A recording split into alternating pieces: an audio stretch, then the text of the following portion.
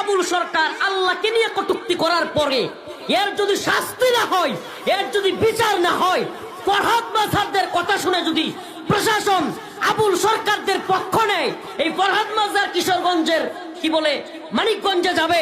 আমিও কথা দিলাম, এই হুজুররা কিংবা ইসলামপন্থীরা যদি নির্বাচন করে চুপ থাকেও, নির্বাচন এমপি হওয়া, খায়াসাত পূরণ করা, আমি চুপ থাকবো না।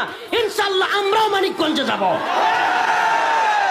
মুসলমান ইমানদারের মতো সাচ্চা ইমানদার হইলে ফরহাদ মাজাররা এইভাবে বড় গলায় কথা বলতে পারে না। এজন্য বলেছি, আল্লাহ আমরা গুনাহগার, কিন্তু আপনার বিরুদ্ধে যারা কথা বলেছে আমাদের কলিজায় আঘাত লেগেছে, আমরা এদেরকে বিন্দু মাত্র ছাড় দিব না। আমি বলেছি ইনশাআল্লাহ আগামী 1 তারিখ, ডিসেম্বরের 1 তারিখ মানিকগঞ্জে যাব ইনশাআল্লাহ। যা হয়, ফরহাদ মাজার বলেছে ও যাবে মানিকগঞ্জে, ইনশাআল্লাহ আমরাও যাব। সারা বাংলাদেশে তাওহীদবাদী প্রজন্ম জাগ্রত হয়ে যাবে।